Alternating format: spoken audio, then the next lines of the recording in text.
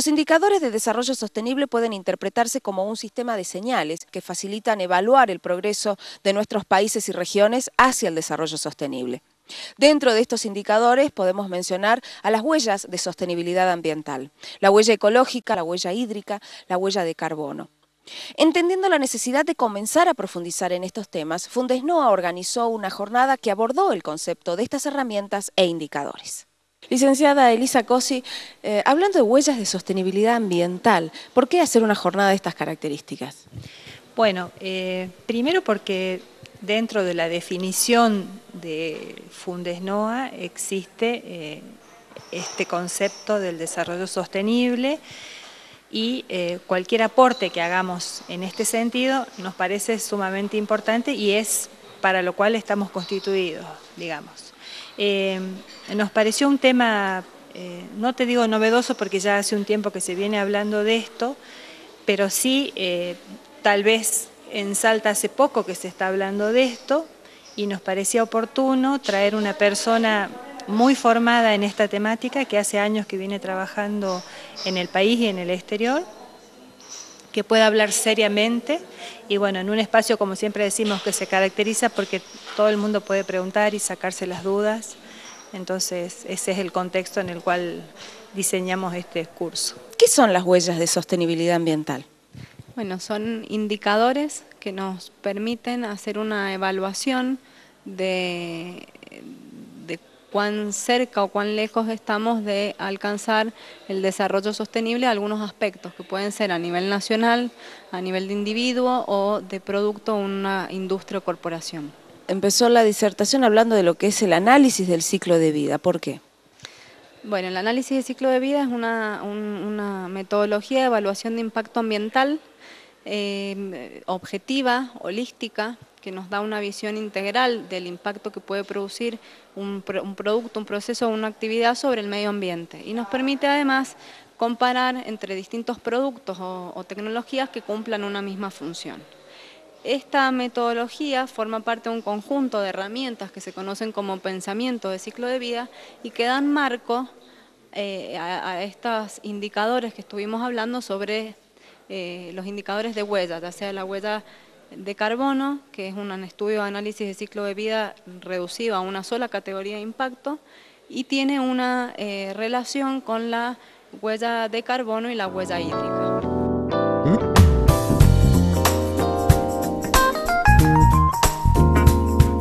El análisis del ciclo de vida de un producto tiene en cuenta el suministro de las materias primas necesarias para fabricarlo, el transporte de estas materias primas, la fabricación de intermedios y, por último, el propio producto, incluyendo envase, la utilización del producto y los residuos generados por su uso.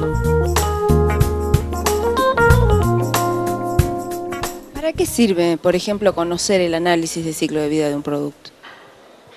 Bueno, fundamentalmente para poder seleccionar productos que cumplan una misma función cuando es una comparación, cuando se hace un análisis de ciclo de vida comparativo.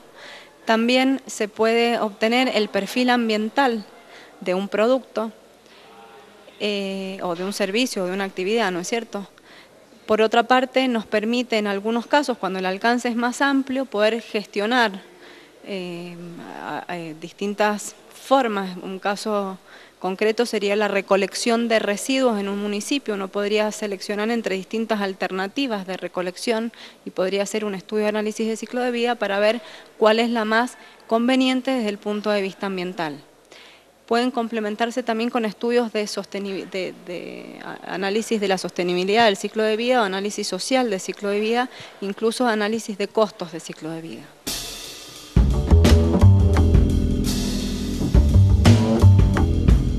Por otra parte, los análisis de ciclo de vida se utilizan como herramienta metodológica para poder obtener o calcular las declaraciones ambientales de productos, y eso permite tener un ecoetiquetado categoría 3.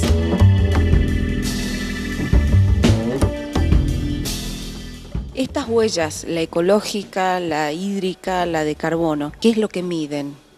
Todas miden recursos de los cuales se apropia el hombre para satisfacer sus necesidades, de recursos naturales. La huella ecológica mide la apropiación del recurso de tierra y biodiversidad expresado en unidades de superficie, es decir, en hectáreas, por ejemplo, por persona por año, de la cual se apropia un individuo para poder satisfacer sus necesidades de alimentación, de abastecimiento de energía, de abastecimiento de madera y papel.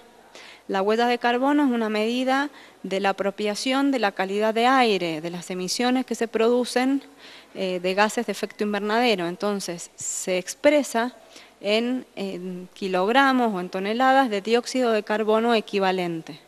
Y la huella hídrica es una medida del uso y el consumo del recurso hídrico, del agua dulce, y se expresa en unidades de volumen, por unidad de producto o por unidad o por habitante, por año también. ¿Cómo aportan estas herramientas al desarrollo sostenible? Bueno, yo creo que tenemos un largo camino para que estas herramientas realmente sean efectivas. Hay mucho por recorrer, todavía se están desarrollando con un importante avance, si se quiere, en otros países. Nosotros es como que estamos desglosando las herramientas. En este tipo de cursos entendemos que existen esas herramientas y cómo se puede hacer. Esto lo digo de esta manera porque también es posible pensar que uno puede hacer el cálculo de este tipo de huellas de una manera simple y práctica. De hecho, es así, pero no es serio ese trabajo. Si uno se involucra seriamente en el cálculo de estos indicadores, de estas huellas, de estos indicadores de la sostenibilidad, son complejos y exigen un nivel de manejo de información, de acceso a información que hoy no tenemos desarrollada. No la tenemos desarrollada en nuestras empresas, no la tenemos desarrollada institucionalmente a nivel gubernamental. Entonces se toman valores que se han ido trabajando en otros países y que no son replicables en nuestro país, con lo cual este camino verdaderamente recién empieza y tenemos, como esta gente de Mendoza, del grupo de investigación al que pertenece la disertante, empezar a trabajar localmente y generar nuestros valores para que estos indicadores tengan sentido. ¿Son herramientas de fácil aplicación para cualquier persona? ¿Lo tienen que hacer especialistas? El cálculo de las huellas tiene la complejidad, sobre todo de la recolección de datos. El esquema es bastante similar al de un análisis similar, digo que no es igual, pero es similar al de un análisis de ciclo de vida. Entonces, para aquellos que han trabajado anteriormente con análisis de ciclo de vida, suele resultarles más sencillo que para el que nunca ha estado en contacto con este tipo de herramientas. De todos modos, es algo que se aprende y se puede realizar porque hay documentos o manuales que nos indican cómo hacer ese estudio, ya sea de huella de carbono o de huella hídrica. Lo que sí tienen es que es de fácil interpretación por aquel que lee el resultado. A veces es más fácil la comunicación que la realización del estudio.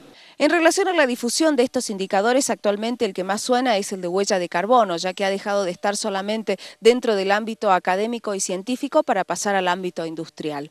Y ese es justamente el objetivo que se busca, que la aplicación de estas herramientas pasen a la esfera de la gestión y se conviertan en instrumentos de política y gestión de recursos. Ya volvemos.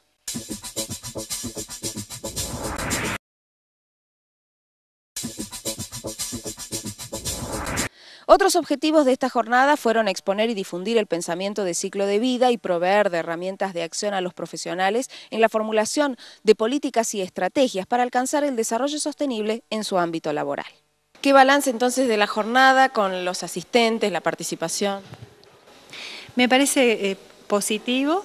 Vinieron alrededor de, fue fluctuante el número entre 60 a 70 personas, por ahí en lo personal me hubiera gustado que vengan más para que aprovechen esto, pero bueno, esto es lo que tuvimos y fue muy bueno porque ese público fue heterogéneo, hubo gente de empresas de energía, empresas mineras, gente de instituciones, el INTA, CONICET, las dos universidades, consultoras, de lo más variado, digamos, y me parece fantástico que en ese grupo heterogéneo se empiece a hablar de otra forma de estos temas, un poco más nutrido en cuanto a información.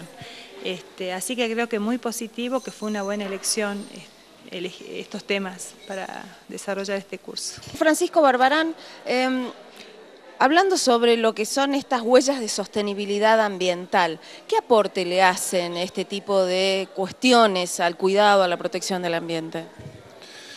Bueno, la sostenibilidad está de moda en todo el mundo ahora. Es decir, todo el mundo habla de un uso sostenible o sustentable, pero al mismo tiempo parece que la sostenibilidad un poco es como el Espíritu Santo, ¿no? Todo el mundo habla de ella, pero nadie sabe qué es.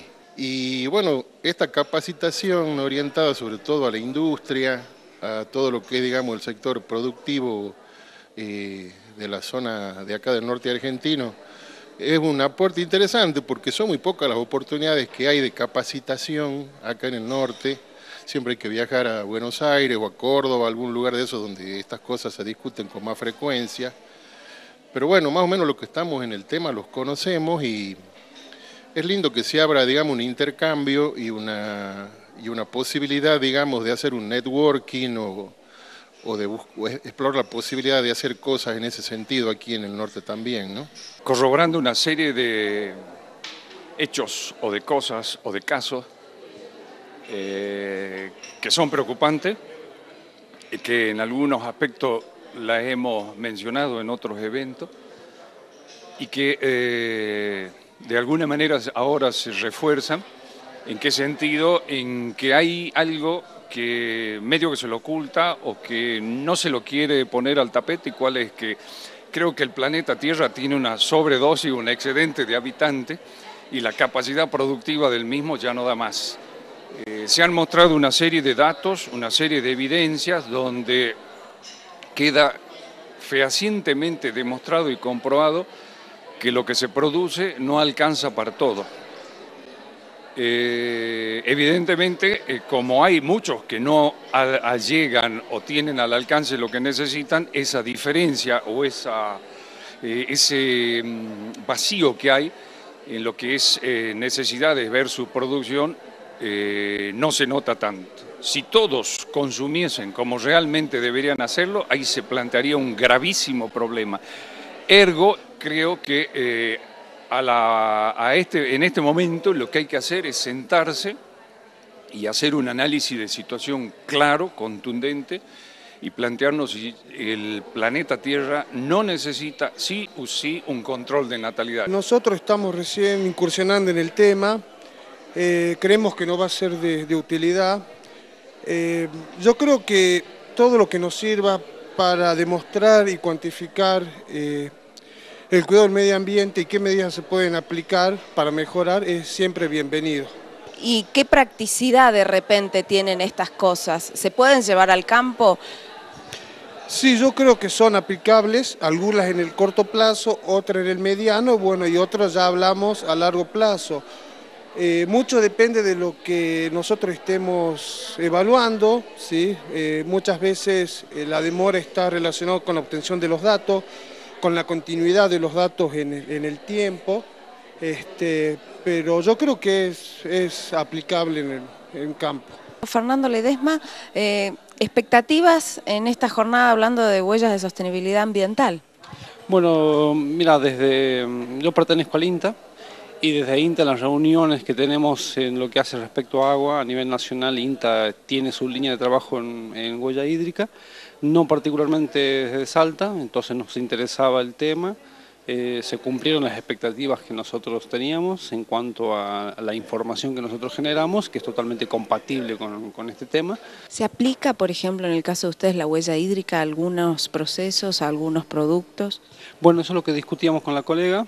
Sí, prácticamente los datos que nosotros tomamos estarían muy vinculados a el proceso agrícola en sí. ¿Y cuáles son esos resultados que ustedes manejan hoy aplicando la huella hídrica? Bueno, nosotros tenemos datos de eficiencia de uso del agua.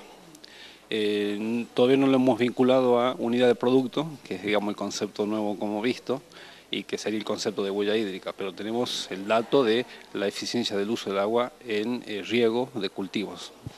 Lo cual da como deficiente, no eficiente, hay un déficit. Bueno, particularmente nosotros hemos trabajado mucho en tabaco y en vid. En tabacos lo que hemos detectado que es un riego déficit, pero con buenas eficiencias de aplicación. En el caso de David, con muy buenos, también se trabaja un poco de déficit. No son temas novedosos, pero de repente también hay que crear la permeabilidad para que las industrias, en ese sentido, tengan la necesidad, si se quiere, de poder certificar una huella de carbono, una huella hídrica. Sí, yo creo que, como en todas las cuestiones medioambientales terminan internalizándose en la empresa cuando a la empresa le es favorable económicamente hacerlo. Y esto es así, porque la empresa está hecha, la concepción de la empresa es ganar dinero, y esto es así, y está perfecto que así sea. Ahora, incorporar estas cuestiones ambientales en la medida que los mercados las exijan, como veíamos en el curso, hay países en Europa en donde a partir de determinado momento todo lo que entre va a tener que estar certificado en alguno de estos mecanismos. Eso pone barreras y pone a pensar a las empresas en que hay que empezar a trabajar seriamente en esto cuando se convierta en una cuestión que tenga que ver con la competitividad de la empresa. Además de la huella ecológica y la huella de carbono, existen otros dos términos que hacen referencia a indicadores de consumo de agua. Es el caso de la huella hídrica y el agua virtual. El primero trata de medir el uso de agua directo, es decir, el agua que se necesita para higiene personal, elaboración de alimentos, etc. Y el uso indirecto, que mide la cantidad de agua que ha sido necesaria para producir los productos que consumimos, sumando todas las etapas de la cadena de producción y distribución. En este último caso, la etapa de producción de alimentos es el que más consumo de agua requiere y que poco sabemos de ello. Enseguida volvemos.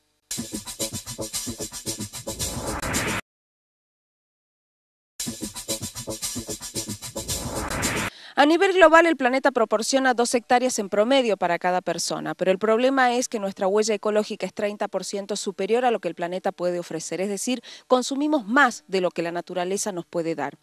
Y si a ello sumamos el crecimiento poblacional, tenemos que para el 2050 el espacio productivo disponible se reducirá a 1,2 hectáreas. En este sentido, la huella ecológica se transforma en una herramienta que permite evaluar y planificar y contribuir a una mejora de la calidad de vida poblacional dentro de los límites ecológicos. Hablabas de que también son una herramienta para un nuevo paradigma de desarrollo. Esto quiere decir que donde estamos hoy no vamos hacia un desarrollo sostenible. En realidad, si lo pensamos en términos de la huella ecológica, la huella ecológica nos da una idea de cuánta área necesitamos para satisfacer nuestras necesidades y se compara con la biocapacidad de los ecosistemas para generar esos recursos que nosotros necesitamos o que vamos a utilizar. Entonces, el paradigma de desarrollo al que hay que tratar de orientar las actividades humanas es aquel que pueda tener en cuenta esa recuperación de los recursos, esa regeneración de los recursos. Y estos indicadores nos ayudan a medir cuán cerca, cuán lejos estamos de eso y a encontrar los puntos críticos donde podemos tomar medidas para reducir los impactos o para reducir el consumo de recursos que necesitan más tiempo de regeneración. Es decir, yo decía hace un rato, no vivir como con una tarjeta de crédito, no gastarnos los ahorros cuando no llegamos a fin de mes, sino tratar de mantener esos ahorros. En realidad, esto lo que da son herramientas o indicadores para saber dónde uno está parado. Es decir, cuál es la situación de un producto, de un servicio en relación a un objetivo que sería la sostenibilidad. Es decir, cuán sostenible o cuán no sostenible es, y eso con las limitaciones que tiene cada método, ¿no? Es decir, la huella de carbono mide solamente la dimensión ecológica de la sostenibilidad, no la social ni la económica. Es decir, la sostenibilidad en realidad tiene 4 dimensiones, no solo la ecológica. Hay que ver que un producto o un servicio es sostenible si también tiene rentabilidad económica, si no, no se puede sostener en el tiempo. Si es sostenible a nivel social, es decir, si los actores locales que usan el servicio o el producto o la gente que trabaja produciendo ese servicio o ese producto tiene un beneficio real y un incentivo para seguir sosteniéndose socialmente, es decir, si tiene un buen sueldo o no, si le alcanza o no le alcanza, para poder reproducir a la vez la posibilidad de seguir generando productos sostenibles, ¿no? Es decir, es un tema complejo, no un tema fácil. Está la dimensión institucional también, de la cual se habla muy poco, es decir, cómo funcionan los entes encargados de la administración de los recursos naturales. Uno de los objetivos, yo creo que en todas las actividades humanas, es lograr un desarrollo, si se quiere decir, sostenible, procurando siempre minimizar los impactos, porque bueno, toda actividad genera, lo que hay que tratar de hacer es minimizar, ver cómo los podemos cuantificar y ver hacia dónde vamos, cómo podemos evaluar la tendencia, digamos, si es una tendencia ascendente, ver de bajarla y mantenerla siempre dentro de un umbral del cuidado ambiental. Hablar de huella de carbono, huella hídrica, huella ecológica, ¿sirve? Como elemento teórico sirve. Ahora el tema pasa ¿por qué? Porque hablar se habla mucho y hacer se hace poco, o no sé si no se hace nada. Son todas herramientas, son todos elementos e información que demuestran cómo y dónde estamos parados. Pero del dicho al hecho, en este caso hay más que mucho trecho, ¿sí? Entonces, lo que nos está faltando es que todas esas cuestiones teóricas, todos esos elementos, datos, estadísticas y demás que se manejan, utilizarlos para acciones concretas y de alguna manera, en primera instancia, poner freno a esto que está pasando y en segundo lugar, empezar de alguna manera a rever la situación. No quiere decir esto no desarrollo, todo lo contrario, desarrollo pero con otra filosofía, desarrollo con otra manera de consumir, desarrollo con otra manera de producir, no seguir viviendo con un taparrabo y una pluma atravesada en la nariz, no se trata de eso, sí desarrollo, pero ver cómo se pueden rever una serie de situaciones que evidentemente nos están llevando a un suicidio colectivo. Estos indicadores de los que empezamos a hablar modifican la visión original del desarrollo sustentable solo a partir de la visión de que usemos nuestros recursos de manera tal que lo puedan seguir usando las generaciones que vienen. Se incorpora otra dimensión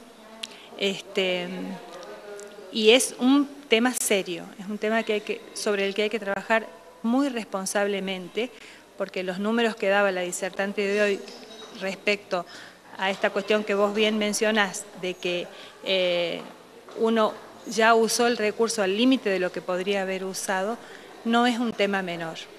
Y no es un tema menor cuando consideramos que la población del mundo sigue creciendo y este desarrollo del que hablamos significa que esa población tenga que seguir comiendo, seguir viviendo en un lugar cómodo, confortable, que disminuyan las enfermedades, que toda la gente tenga acceso a una condición de vida lo más normal posible. Entonces, en ese marco es que cobra una nueva dimensión, seguramente. ¿Qué es lo que vos esperás después de una charla como la de hoy? De que el público, ¿qué pudiera quedarle en claro de lo que se habló? Creo que lo fundamental es a aquellos que no han estado nunca en contacto con estas metodologías, bueno, incentivarlos a que empiecen a usarlas, a tratar de aplicarlas, de ver en sus ámbitos particulares cómo las pueden utilizar, qué conclusiones pueden sacar, qué pueden recomendar. Y para aquellos que sí están en contacto, bueno, poder tener un intercambio fluido de experiencias.